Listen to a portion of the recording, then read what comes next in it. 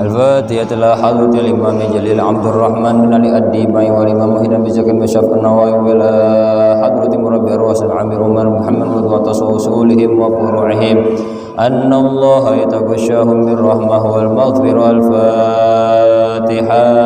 أعوذ بالله من الشيطان الرجيم. بسم الله الرحمن الرحيم. الحمد لله رب العالمين الرحمن الرحيم مالك يوم الدين. إياك نعبد وإياك نستعين. اهدنا الصراط المستقيم صراط الذين أنعمت عليهم غير المغضوب عليهم ولا الضالين. يا ربي صل على محمد يا ربي صل عليه وسلم. يا ربي صل على محمد يا ربي صل على محمد يا ربي بلغ الوسيلة.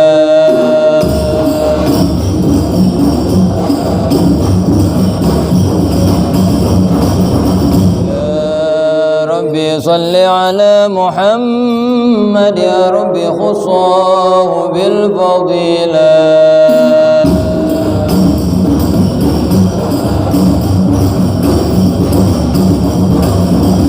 يا ربي صل على محمد يا ربي وارض عن الصحابة.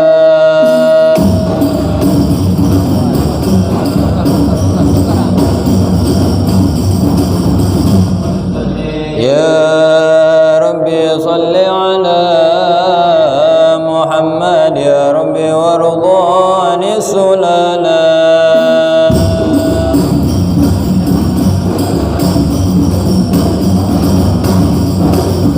يا ربي صل على محمد يا ربي وارض عن المشايخ.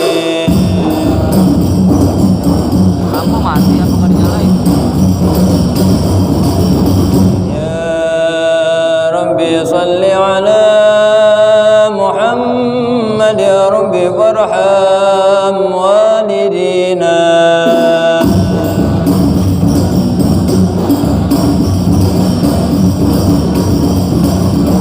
يا ربي صل على محمد يا ربي وارحمنا جميعا.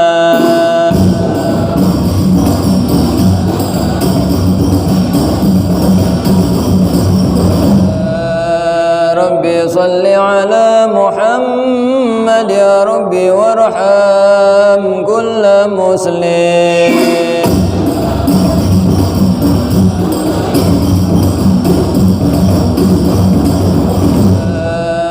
يا ربي صل على محمد يا ربي واغفر لكل مذنب.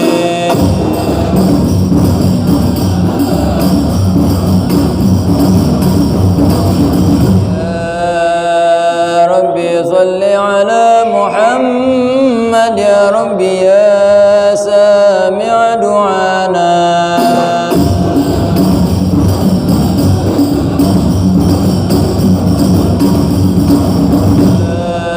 يا ربي صل على محمد يا ربي لا تقطع رجانا.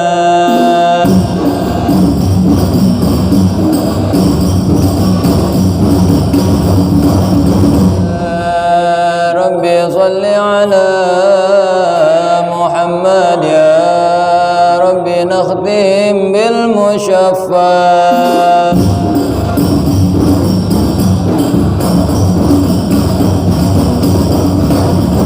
يا ربي صل على محمد يا ربي صل عليه وسلم.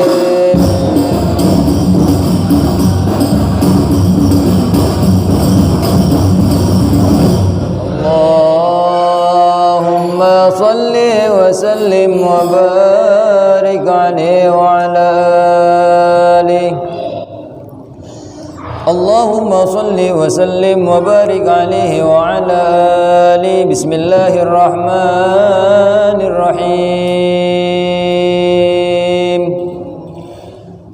إنا فتحنا لك فتحا مبينا ليغفر لك الله ما تقدم من ذنبك وما تأخر ويتم نعمته عليك ويهديك صراطا مستقيما وينصرك الله نصرا عزيزا لقد جاءكم رسول من أنفسكم عزيز عليه ما عنتم حريص عليكم بالمؤمنين رؤوف رحيم فإن تولوا فقل حسبي الله لا إله إلا هو عليه توكلت وهو رب العرش العظيم إن الله وملائكته يصلون على النبي يا أيها الذين آمنوا صلوا عليه وسلموا تسليما اللهم صل وسلم وبارك على بسم الله الرحمن الرحيم الحمد لله القوي الغالب الولي الطالب الباعث الوارث المانع السالب عالم الكين والبين والزائل والذاهب يسبحه الآفل والمائل والطالع والغارب ويوحده الناطق والصامت والجامد والذائب يضرب بعدل ساكن ويسكن بفضل ضارب لا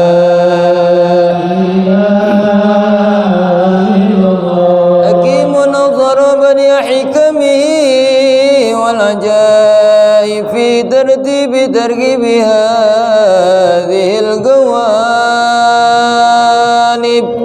خلق مخا وعظما وعدودا وعروقا ولحما وجلدا وشعرا بنظم مختلف متراكب مما إن دافق يخرج من بين الصلب والترايب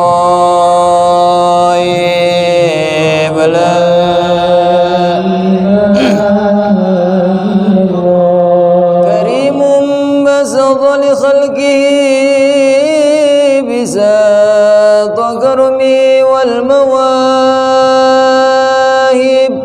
ينزل في كل ليلة إلى السماء الدنيا وينادي هل من مستغفر هل من تائب هل من طالب حاجة بونيله المطالب فلو رأيت الخدام قياما على الأقدام وقد جادوا بالدموع السواقب والقوم بين النادم والتائب وخائف لنفسه يعاتب وابك من الذنوب إليه هارب فلا يزالون في الاستغفار حتى يكف كف النهار ذيول الغياهب فيعودون وقد فازوا بالمطلوب وأدركوا رضا المحبوب ولم يعد أحد من القوم وهو غائب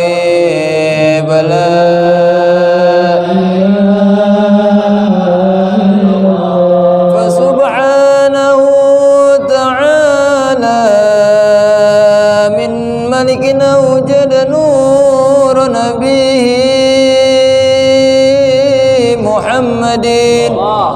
الله عليه وسلم من نوره قبل أن يخلق آدم من الطين اللازب وعرض فخره على الأشياء وقال هذا سيد الأنبياء وأجل الأصفياء وأكرم الحبايب اللهم صل وسلم وبارك عليه اللهم صل وسلم وبارك عليه وعلى آله فاهتز العرش ضربا واستبشارا وازداد الكرسي عيبة ووقارا وامتلأت السماوات أنوارا وضجت الملائكة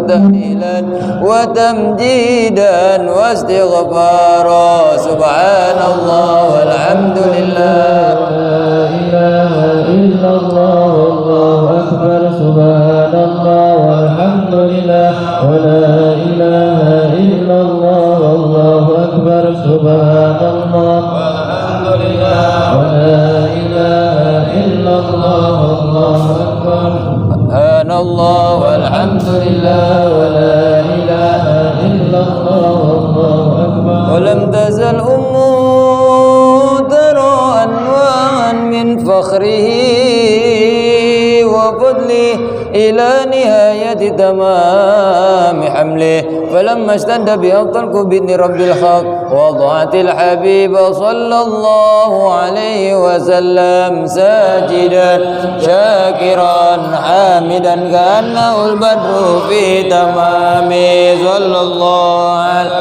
محمد عليه وسلم صلى الله على محمد صلى الله عليه وسلم سلام عليك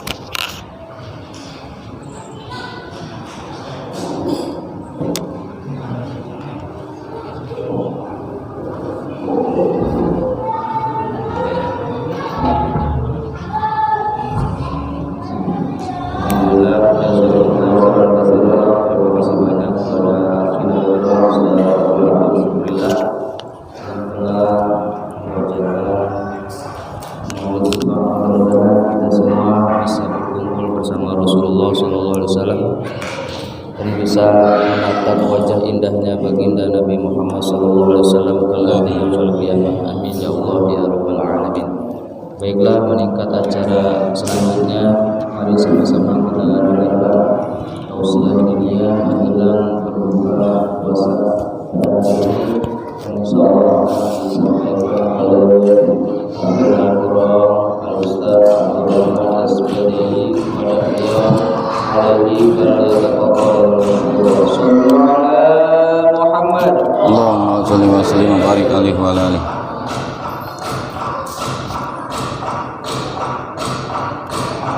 Bismillahirrahmanirrahim. Assalamualaikum warahmatullahi wabarakatuh.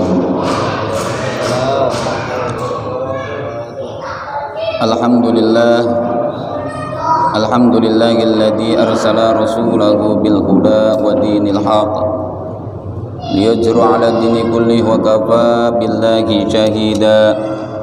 Asyhadu an la ilaha illallah wahdahu la syarika lah wa asyhadu anna Muhammadan 'abduhu wa rasuluhu la nabiyya ba'dah. Allahumma shalli wa sallim wa barik ala sayyidina Muhammadin qamaril wujud bihajal yawm wa fi kulli yawm wa fil yawmil maw'ud sirran wa jahran fid dunya wal akhirah wa ala alihi wa sahbihi wa sallim, amma ba'du. Faqad qala Allah Ta'ala fil Qur'anil Karim, a'udzu billahi minasy syaithanir rajim. Bismillahirrahmanirrahim. Ya ayyuhalladzina amanu kutiba 'alaikumus syiyamu kama kutiba 'alal ladzina min qablikum la'allakum tattaqun. Wa qala an-nabiyyu sallallahu alaihi wasallam, man shoma ramadhana imanan wa ihtisaban ghufira lahu ma taqaddama min dambihi. Shadaqallahul aliyyul azim wa sadaqa rasulna habibul karim wa nahnu ala dzalika minasyahidina wasyakirina walhamdulillahi rabbil alamin. Hadratul mukarramun, para alim ulama, para sesepuh, para tokoh masyarakat, para tuan-tuan guru, para ustadz, para jamaah yang insyaallah dimuliakan oleh Allah Subhanahu wa Ta'ala, wabil khusus yang sama-sama kita hormati, yaitu Ketua DKM Masjid Jami' Rawdatul Jannah, yakni Al-Mukarram Al-Ustadz Haji Muhammad Harkat Sudrajat beserta jajarannya. Kita doakan mudah-mudahan beliau beserta jajarannya senantiasa Allah berikan keistiqomahan oleh Allah Subhanahu wa Ta'ala dalam taat kepada Allah dan Rasulnya, amin ya rabbal alamin. Yang sama-sama kita hormati guru-guru kita yang alhamdulillah pada sore hari ini telah hadir.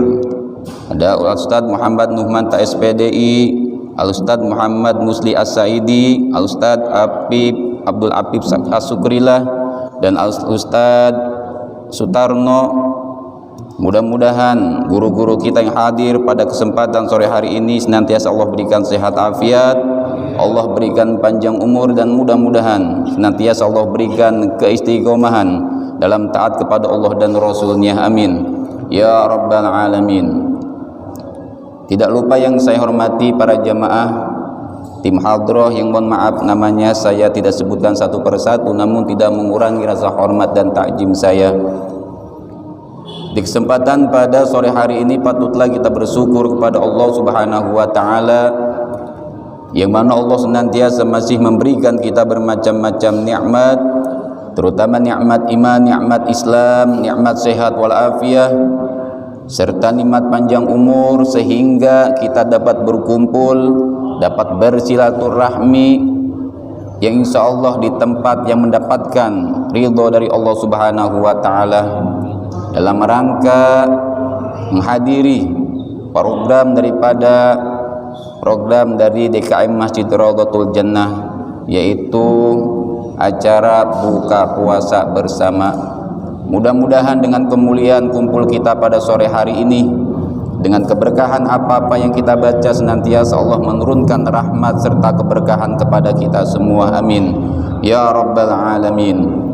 Salawat ma'asalam marilah kita curahkan kepada Nabi kita, Nabi Agung Muhammad sallallahu alaihi wasallam, beserta keluarga dan para sahabatnya. Mudah-mudahan kita semua yang hadir pada kesempatan sore hari ini ditakdirkan oleh Allah Subhanahu wa taala dijadikan hamba Allah yang selalu taat, yang selalu beribadah kepada Allah, sehingga kita mendapatkan keberkahan di dunia wal akhirah, dan mudah-mudahan kelak di hari kiamat kita mendapatkan syafaat dari Nabi kita, Nabi Agung Muhammad sallallahu alaihi wasallam. Amin ya rabbal alamin.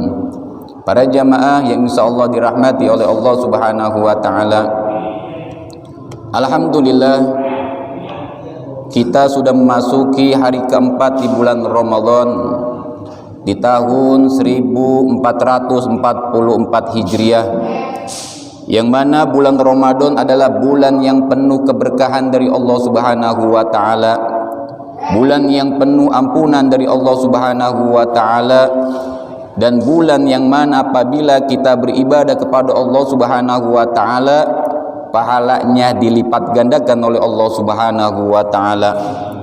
Dan apabila kita berdoa kepada Allah Subhanahu wa taala, maka doa kita diterima atau dikabul oleh Allah Subhanahu wa taala. Karena kenapa? Karena kemuliaan, karena keistimewaan dan keagungan daripada bulan suci Ramadan. Oleh karena itu kita jaga, kita manfaatkan bulan Ramadan ini dengan sebaik mungkin. Rasulullah sallallahu alaihi wasallam bersabda, "Lau ta'lamu ummati ma fi Ramadan." Kalau sekiranya umatku mengetahui apa-apa kebaikan di bulan Ramadan, la tamannau an takuna sanatu kullaha Ramadan. Niscaya mereka menginginkan agar supaya tahun semuanya itu menjadi Ramadan. Li'annal hasanata fihi muttama'ah. Karena semua kebaikan berkumpul di bulan Ramadan. Wa ta'ata maqbulah, ketaatan diterima oleh Allah Subhanahu wa taala. Wa da'awati mustajabah, semua doa dikabulkan oleh Allah Subhanahu wa taala. Wa dunuba maghfurah, semua dosa diampuni oleh Allah Subhanahu wa taala. Wal jannatu mustaqatul lahum, surga rindu kepada mereka yang berpuasa di bulan Ramadan. Maka dari itu, dengan hadis Nabi Muhammad SAW, jadi kalau kita sebagai umatnya Nabi Muhammad SAW mengetahui kebaikan-kebaikan yang ada pada bulan Ramadan, maka kita sebagai umatnya Nabi Muhammad SAW akan menginginkan agar supaya tahun semuanya itu menjadi Ramadan. Maka dari itu, mumpung kita masih diberikan kesempatan oleh Allah Subhanahu wa taala, diberikan waktu luang, diberikan umur panjang. Marilah sama-sama kita manfaatkan bulan Ramadan ini dengan sebaik mungkin, dengan senantiasa taat kepada Allah dan Rasul-Nya. Mudah-mudahan dengan itu semua kita mendapatkan keberkahan dari Allah Subhanahu wa taala. Bulan Ramadan tidak hanya menjadi bulan yang mana senantiasa banyak kebaikan-kebaikannya, akan tetapi bulan Ramadan juga adalah salah satu cahaya yang mana diberikan oleh Allah Subhanahu wa taala kepada umatnya Nabi Muhammad sallallahu alaihi wasallam. Allah Subhanahu wa taala berfirman kepada Nabi Musa alaihi salam, "Inni a'taitu ummata Muhammadin nuraini kaila yadurruhum julmatani." Allah Subhanahu wa taala berfirman kepada Nabi Musa, "Inni a'taitu ummata Muhammadin nuraini kaila yadurruhum julmatani." Sesungguhnya aku telah memberikan kepada umat Muhammad nuraini, yaitu dua cahaya, kaila yadurruhum julmatani, agar supaya mereka tidak tertimpa dengan dua bahaya kegelapan. Faqala Musa, Nabi Musa bertanya kepada Allah Subhanahu wa taala, "Ma nurani ya Rabb?" Apakah dua cahaya itu wahai Tuhanku? Faqala Allah taala, maka Allah Subhanahu wa taala menjawab, "Nuru Ramadan wa nurul Quran." Yaitu cahaya Ramadan dan cahaya Al-Quran. Faqala Musa, maka Nabi Musa bertanya lagi kepada Allah Subhanahu wa taala, "Wa ma julmatani ya Rabb?" Apakah dua bahaya kegelapan itu wahai Tuhanku? Faqala Allah taala, maka Allah Subhanahu wa taala menjawab, "Julmatul qabri wa julmatu yaumal qiyamah." Yaitu kegelapan di alam kubur dan kegelapan di hari kiamat. Para jamaah yang insyaallah dirahmati oleh Allah Subhanahu wa taala, jadi kita sebagai umatnya Nabi Muhammad sallallahu alaihi wasallam mendapatkan keistimewaan dari Allah Subhanahu wa taala, yang mana Allah memberikan kepada kita sebagai umatnya Nabi Muhammad sallallahu alaihi wasallam, yaitu dua cahaya, agar kita sebagai umatnya Nabi Muhammad tidak tertimpa dengan dua bahaya kegelapan. Yang mana dua cahaya ini adalah cahaya Ramadan dan cahaya Al-Quran. Maka dari itu kita jaga bulan Ramadan ini dengan maksimal mungkin, dengan ketaatan kita kepada Allah, dengan ketaatan kita kepada Rasulullah. Mudah-mudahan kita sebagai umatnya Nabi Muhammad yang berhak mendapatkan cahaya Ramadan, agar kita terhindar daripada celakanya kegelapan di alam kubur dan kegelapan di hari kiamat. Maka dari itu sama-sama kita isi bulan Ramadan ini dengan selalu senantiasa membaca Al-Quran, senantiasa selalu beribadah kepada Allah Subhanahu wa taala, bersalawat kepada Nabi kita Nabi Muhammad sallallahu alaihi wasallam. Mudah-mudahan dengan itu semua kita ditakdirkan oleh Allah Subhanahu wa taala dijadikan hamba Allah sebagai umatnya Nabi Muhammad yang berhak mendapatkan cahaya Ramadan. Amin ya rabbal alamin. Para jamaah yang insyaallah dimuliakan oleh Allah Subhanahu wa taala, tidak panjang lebar di sini saya hanya menyampaikan sebuah hadis tadi. Mudah-mudahan apa-apa yang saya sampaikan bermanfaat, khususnya untuk pribadi saya dan umumnya untuk para jamaah sekalian.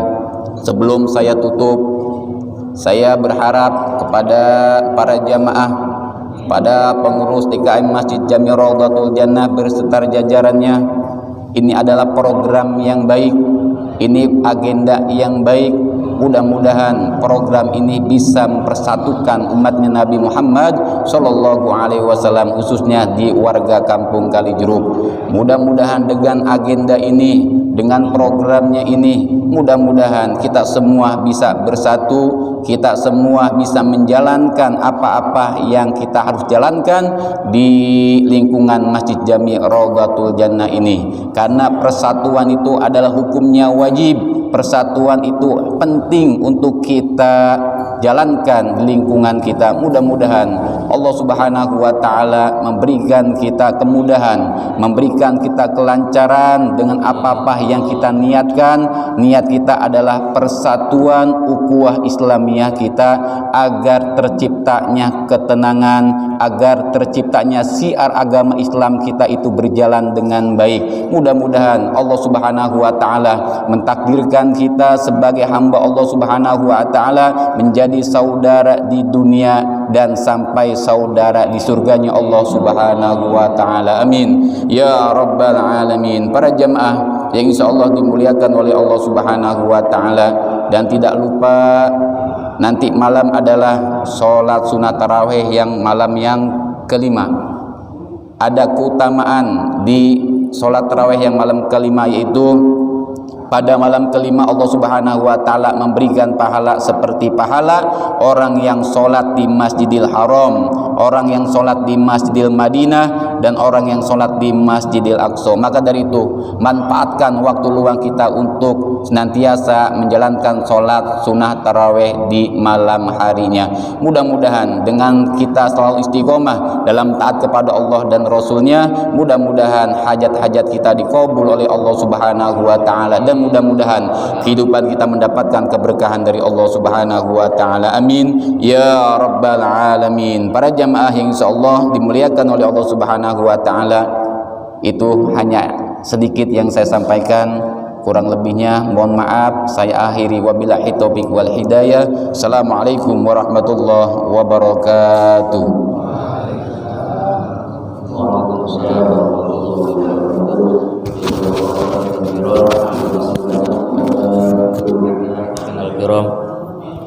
Ustaz Abdurrahman SPDI, para jamaah sekalian, acara berikutnya yaitu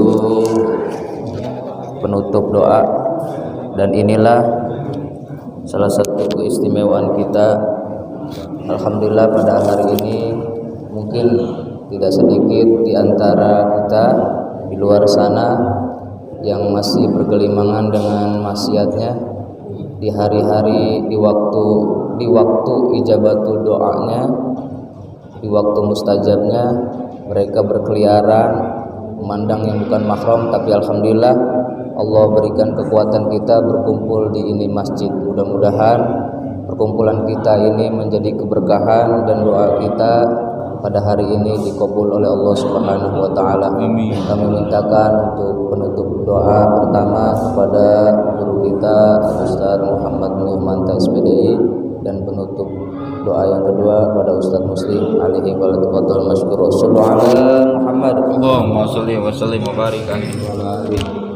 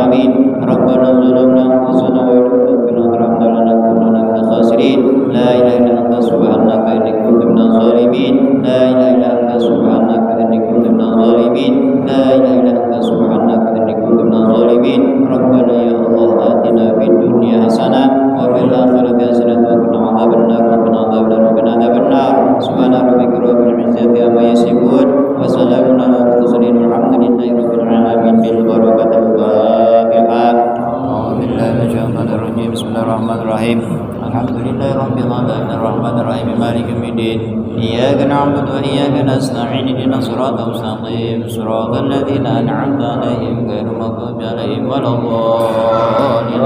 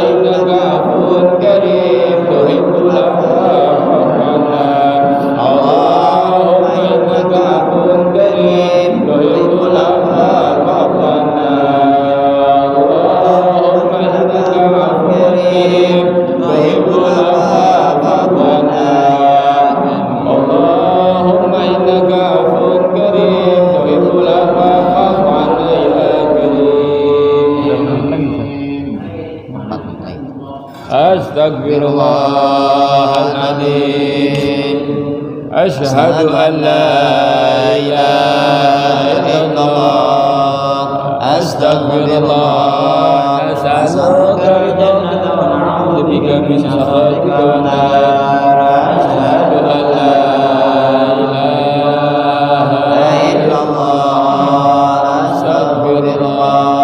Nas'aluka al-jannata wa na'udzu bika min sakhatika wan nar. Asyhadu an la ilaha illallah. Astaghfirullah. Nas'aluka al-jannata wa na'udzu bika min sakhatika wan nar. Allahumma innaka 'afuwun karim tuhibbul 'afwa fa'fu 'anna. Allahumma innaka 'afuwun karim tuhibbul 'afwa fa'fu 'anna. Allahumma innaka 'afuwun karim tuhibbul 'afwa fa'fu 'anna ya karim. Qala man la ilaha illallah la ilaha illallah la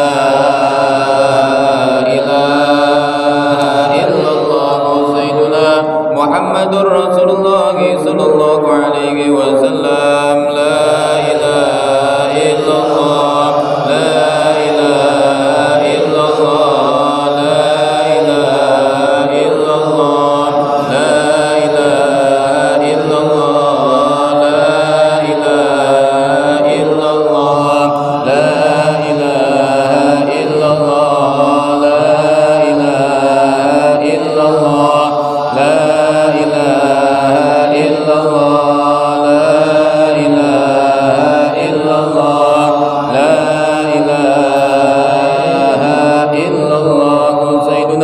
Muhammadur Rasulullah sallallahu alaihi wasallam la ilaha illallah la ilaha illallah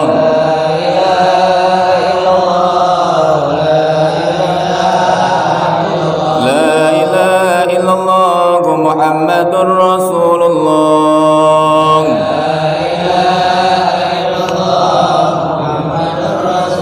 Allahumma salli ala sayyidina Muhammad Allahumma salli alaihi wa sallim Allahumma salli ala sayyidina Muhammad Allahumma salli alaihi wa sallim Allahumma salli ala sayyidina Muhammad ya Rabbi salli alaihi wa sallim Allahumma salli ala sayyidina Muhammad ya Rabbi salli alaihi wa sallim Subhanallah wa bihamdihi سبحان الله العظيم سبحان الله وبحمده سبحان الله العظيم سبحان الله وبحمده سبحان الله العظيم سبحان الله وبحمده سبحان الله العظيم وبحمده اللهم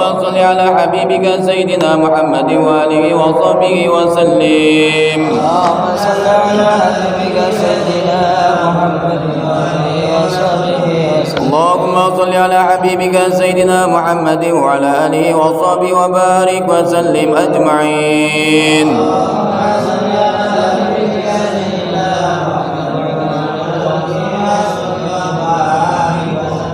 الفاتحة أعوذ بالله من الشيطان الرجيم بسم الله الرحمن الرحيم الحمد لله رب العالمين الرحمن الرحيم مالك يوم الدين إياك نعبد وإياك نستعين اهدنا الصراط المستقيم صراط الذين أنعمت عليهم غير المغضوب عليهم ولا الضالين بسم الله الرحمن الرحيم اللهم أسألك وبك أمنت وعلى رزقك أفضل برحمتك يا أرحم الراحمين